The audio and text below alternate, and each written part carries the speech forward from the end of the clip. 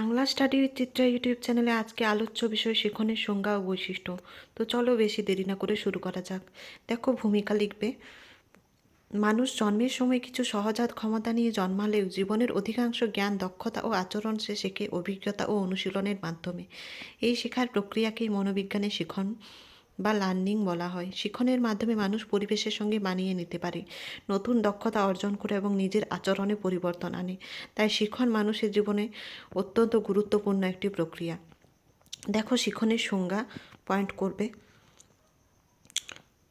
মনোবিজ্ঞানীরা শিক্ষণের একাধিক সংজ্ঞা দিয়েছেন। সহজভাবে কয়েকটি সংজ্ঞা নিচে দেওয়া হলো। অতীত অভিজ্ঞতা, অনুশীলন ও প্রশিক্ষণের প্রভাবে ব্যক্তির আচরণে যে স্থায়ী পরিবর্তন ঘটে তাকে শিখন বলে।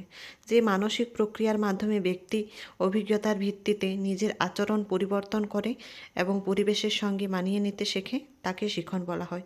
অতীত অভিজ্ঞতা ও চর্চার ফলে আচরণের পরিবর্তনের প্রক্রিয়াই হলো শিখন।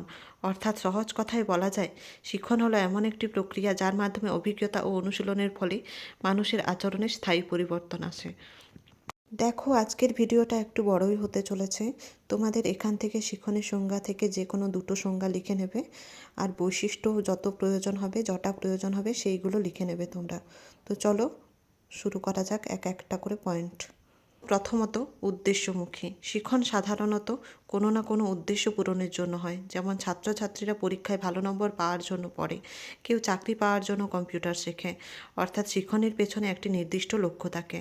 দেখো, 2 নম্বর পয়েন্ট, বিকাশমান শিখন একটি ক্রমবিকাশমান প্রক্রিয়া। জন্ম থেকে মৃত্যু পর্যন্ত মানুষ কিছু না কিছু শেখে। শিশু প্রথমে হাঁটা শেখে, তারপর কথা বলা শেখে, পরে পড়াশোনা শেখে। অর্থাৎ শিখন জীবনভর চলতে থাকে। দেখো, 3 নম্বর পয়েন্ট, অভিযোজনমূলক শিক্ষণের মাধ্যমে মানুষ নতুন পরিস্থিতির সঙ্গে মানিয়ে নিতে পারে।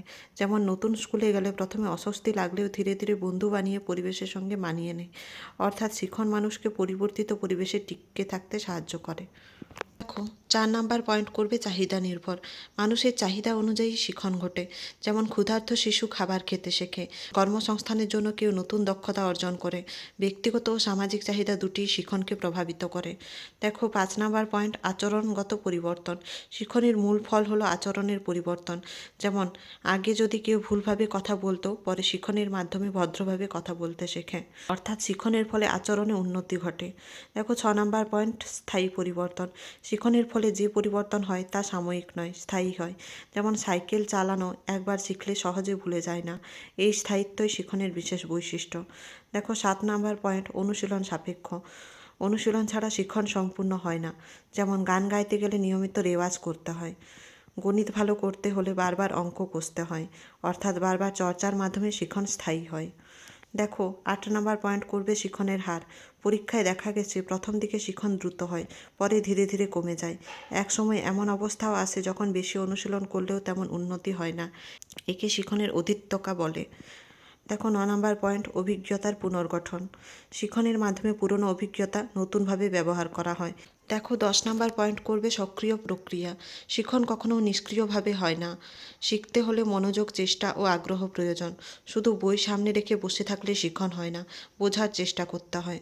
দেখো, 11 নম্বর পয়েন্ট, সর্বজনীন প্রক্রিয়া শিখন শুধু মানুষের মধ্যে সীমাবদ্ধ নয়, পশু পাখিরাও শিখে। যেমন কুকুর প্রশিক্ষণের মাধ্যমে নানা কাজ শিখে নেয়। অর্থাৎ সব প্রাণীর মধ্যেই শিখন দেখা যায়।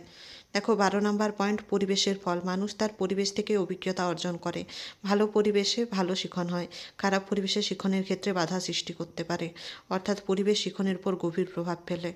দেখো, 13 নম্বর পয়েন্ট, প্রেরণা নির্ভর প্রেরণা বা অভ্যন্তরীণ আগ্রহ ছাড়া শিখন সম্ভব নয়। যে ছাত্রের শেখার আগ্রহ বেশি সে দ্রুত শিখতে পারে। প্রেরণা মানুষকে শক্তি ও উদ্যম দেয়। দেখো, 14 নম্বর পয়েন্ট, সার্বিক বিকাশে সহায়ক শিখন শুধু জ্ঞান অর্জন নয়, ব্যক্তিত্বের বিকাশ ঘটায়। এর মাধ্যমে বুদ্ধি, মানসিকতা, দক্ষতা, নৈতিকতা সব দিকেই উন্নতি হয়। অর্থাৎ শিখন ব্যক্তির সার্বিক উন্নয়নে সহায়ক। দেখো, নেক্সট, উপসংহার উপরের আলোচনা থেকে বোঝা যায় যে শিখন মানুষের জীবনের একটি অবিচ্ছেদ্য অংশ। অভিজ্ঞতা, অনুশীলন ও প্রেরণার মাধ্যমে মানুষের আচরণে যে স্থায়ী পরিবর্তন ঘটে সেটাই শিখন। এটি জীবনব্যাপী চলমান একটি প্রক্রিয়া এবং মানুষের সার্বিক বিকাশে গুরুত্বপূর্ণ ভূমিকা পালন করে। শিখনের মাধ্যমে মানুষ নিজেকে উন্নত করে এবং পরিবর্তনশীল পরিবেশের সঙ্গে সফলভাবে মানিয়ে নেয়। দেখো, তোমাদের যে যে বৈশিষ্ট্যগুলো পছন্দ হবে সেগুলো লিখতে পারো। যটা বৈশিষ্ট্য লিখতে বলবে ততগুলো লিখবে। আর নোটসটা ভালো লাগলে অবশ্যই লাইক কমেন্ট সাবস্ক্রাইব করে দিও। তো এর পরবর্তীতে দেখা হচ্ছে নতুন আর একটা নোটসের ভিডিও নিয়ে। ততক্ষণের জন্য সঙ্গে থেকো, পাশে থেকো। ধন্যবাদ।